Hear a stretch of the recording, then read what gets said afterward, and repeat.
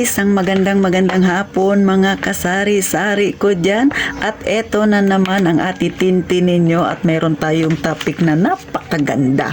Ito ay tanong ni Ma'am Ellen Pilar. Thank you very much ma'am sa palagi mong panunood at pagsusubaybay kay Ate Tintin, sa palagi mong pagko-comment. Thank you talaga ng marami. At syempre pa, salamat din ng marami sa iba't ibang mga kasuki natin dyan na laging nagko-comment sa aking channel. Maraming salamat sa inyo. Tsaka syempre sa mga bago pa lang na viewers ni Ate Tintin, pahingi naman ako ng isang subscribe kasari at sana po palike na rin ang ating munting vlog na ito. Sana po makatulong ako sa inyo, especially sa mga may tindahan na dyan na nanonood sa akin na medyo struggle sila sa kanilang tindahan. At syempre pa, ukol talaga ito sa tindahan ang pag-uusapan natin. Hindi lang si Ma'am Ellen Pilar ang nakakaranas nito, maging si Ate Tintin din. Pero syempre isi-share ko sa inyo yung mga dapat nating gawin kapag sa atin ay nangyayari ang mga ito. So ano ba ang mga ito? Kung sa lugar ninyo, ilan na kayong tindahan dyan, mukat-mukat mo, may bago na namang tayo, syempre, na panibago mong kakumpetensya. Ano ba yung mga pwede nating gawin na remedyo para kahit papano bumenta pa rin tayo or kumita pa rin tayo? Talagang hindi maiiwasan yan mga kasari na meron talagang susulpot ng mga bagong tindahan dyan sa tabi-tabi, sa gilid ninyo. Kasi nga, syempre, sabi nga nila, hindi lang naman daw tayo yung may kaldero, sila man din ay kailangan din ng isasaing. Yan yung naririnig ko sa mga kasabihan ng matatanda pa sa akin. So ngayon, eto na tayo. So, etong mga sasabihin ko ay based on my experience, based din sa pinangtrabahuan ko. Ito rin yung mga natutunan ko sa kanila at syempre pa, talaga namang epektibo ito. So, number 1 na gawin natin kapag dumarami na yung tindahan dyan sa atin, syempre, una, dapat positibo ka. Huwag kang mag-iisip ng negatibo na ay marami na kami, hindi na talaga ako kikita. Oo, talagang hindi natin maiiwasan at real talk yan na mababawasan talaga yung ating customer. Pero para mapanatili natin ang mga customer natin na loyal sa atin, isa sa dapat nating gawin ay pang number 2. Dapat galingan mo sa service at syempre pa sa customer relation. So ano ba yung customer service? Ano ba yung galingan mo yung servisyo mo? So ito, katulad nung may isa akong customer. So dito lagi siyang nagpapaload sa akin. Sa totoo lang, may kapitbahay siya doon na 2 tindahan, pero dito talaga siya nagpapaload sa akin. Medyo malayo-layo pa nakakarating siya dito sa akin. Ang katwiran niya, kasi pag doon daw siya nagpapaload sa katabing bahay lang nila na may tindahan din, ang tagal-tagal lumabas ng tindero o ng tindera. So naiinip siya. Ganon mga kasari. So, yun yung serbisyo natin. Pagka may customer tayo, kakatok doon sa ating tindahan, ikaw tindera, kahit ano pang ginagawa mo, bitawan mo yan at harapin mo ang iyong customer. Huwag mo siyang pag-aantayin ng matagal. Kasi kahit ikaw lumugar sa katayuan niya, pag ganyan yung bibilhan mong tindahan, talagang lalayasan mo. Lalo na pag nagmamadali ka, di ba? Ang tagal-tagal lumabas ng tindera. Ganon. Yun ang kanyang rason bakit siya nakakarating sa akin magpaload, kasi ako daw pagkatok niya, nandyan kaagad, nasa harapan niya na agad ako kaagad. So yun siya.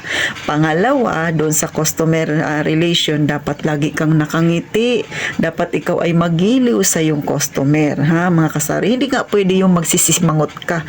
Hindi pwede na si tindera may problema, dadalhin mo rin yung itsura mo sa harapan ng customer mo. Kasi si customer, pag tiningnan niya yung itsura ng tindera at sambakol ang mukha, hindi na yan magtuloy. Maglipat yan sa kabilang tindahan na alam niya laging nakangiti ang tindera. Okay, Ma'am Ellen Pilar? Ganon po. So, number 2 na pwedeng gawin ni tindera, dapat siya ay ma-sales stock. At syempre pa dapat, hindi lang ma-sales stock, dapat yung tindahan mo ay lagi kang merong stock ng paninda na hinahanap ni customer. So, baka may magsabi, Titin, yung hinahanap naman ni customer sa akin, hindi naman kasi masyadong mabenta. Kumbaga, slow moving siya. totoo yung sinasabi mo. Pero kahit na slow moving pa yung hinahanap ni customer, dapat meron ka pa ring stock. Pero syempre, konti lang. Huwag kang mag-i-stock ng marami kasi syempre yung puhunan mo mai-stock din doon. O, diba? Hindi mo mapapaikot kagad. So, kung fast moving yan, mag-stock ng marami. Kung slow moving yan, mag-stock ka. Pero syempre, kaunti lang. Na kapag may hinanap si customer, meron kang maibebenta sa kanya. Kasi sayang naman kung lilipat pa siya. O, diba? Benta mo na sana, pero dahil hindi ka nag-stock, di lumipat sa iba. O, ganon, ha? O, next, syempre, pangatlo natin, dapat diskarte sa paninda. So, ano ba yung diskarte sa paninda? So, normal na nakikita mo sa tindahan yung mga dilata na yan, mga kape na yan, mga kung ano-ano dyan. So, normal yan. Pero, ikaw tindera, dapat araw-araw nag-iisip ka, ano ba yung pwede mong idagdag sa yung paninda na wala sa kabilang tindahan? O, kung magaling kang magluto ng merienda, magluto ka. Kung magaling kang magluto ng ulam, magluto ka kahit 2 putahe. O, kung magaling kang gumawa ng mga kung ano-anong abubot dyan na pwede mong idagdag sa yung tindahang pambenta, gumawa ka. O, katulad ng, siyempre, kung sabihin mo naman, Ate Tintin, hindi ako marunong magluto. O, hindi rin ako magaling talaga sa sales talk. So, ang gawin mo, kapag pupunta ka ng mga tindahan na bibilhan mo lang yung paninda, magtingin ka ng paninda na pwede mong ibenta na magiging takaw paningin o takaw pansin sa yung customer. Katulad nga ng sabi ko, kadalasan ang ating target ay mga bata. So, pwede kang magdagdag ng mga laro-laruan na maliliit. O, di ba? Mga kasari. Pero, syempre, depende yan sa area ninyo. Pag maraming bata, mas mainam kasi mas marami kang customer dyan. Kasi nga, madalas, ang mga bata sila yung inuutusan ng mga magulang para bumili. O, pag mga bata ang bibili sa atin, so balik na naman tayo doon sa number 1 na dapat natin gawin. Dapat customer relation. O. Baka naman sinisinghalan mo yung mga bata. Ang ingay mo. Tapos bibili ka lang piso.